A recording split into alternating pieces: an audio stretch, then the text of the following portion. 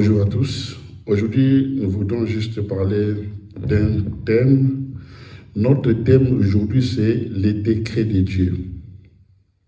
Donc, quand on parle de décret, c'est en quelque sorte une décision qui est prise à une autorité dont toutes les personnes qui font part ou sont sous l'autorité de la personne qui avait déclaré n'ont qu'à compter à obéir à cette parole.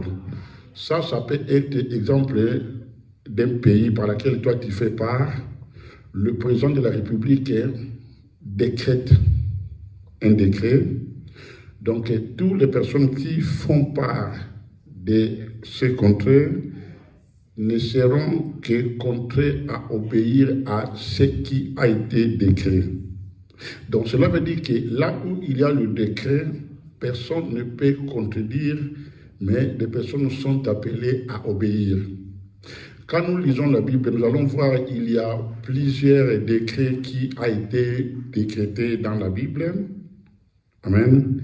Et c'est là qui a fait que tout ce qui a été pris comme décret sont venus à l'accomplissement. Pourquoi? Parce que quand Dieu dit une chose, personne ne peut la changer. Donc voici la raison pour laquelle on a pris notre thème, c'est le décret de Dieu. Amen. Et nous allons aller dans la Bible, dans un passage de la Bible, dans le livre de Genèse, chapitre 50, du verset 24 jusqu'à 26. La Bible dit ceci dans le livre de Genèse, chapitre 50, verset 24 à 26, je m'en vais lire.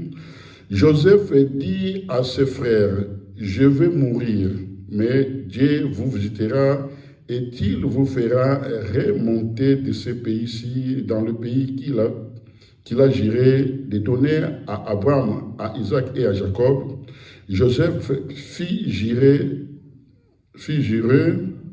le fils d'Israël en disant, « Dieu vous visitera et vous fera remonter mes os loin d'ici. » Joseph mourut à l'âge de 110 ans.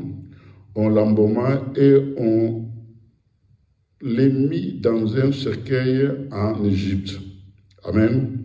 Notre thème est attiré dans le verset 24.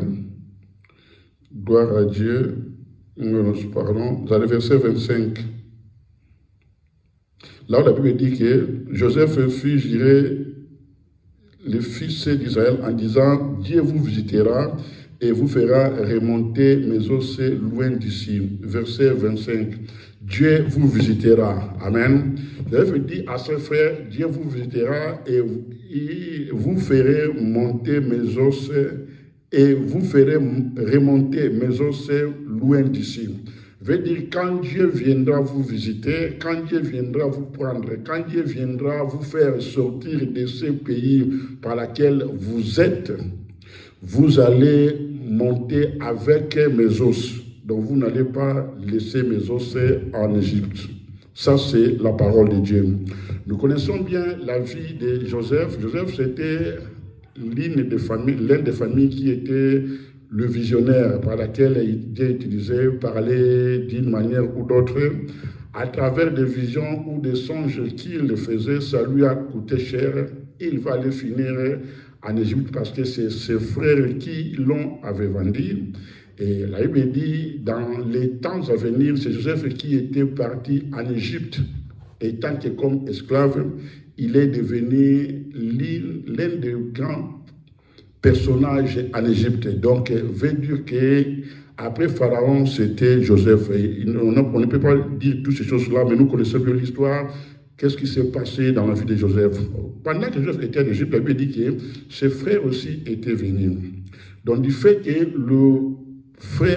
leur frère Joseph était dans une bonne position, ça a aussi pu donner un grand privilège à la famille, qu'il puisse se passer une vie incroyable.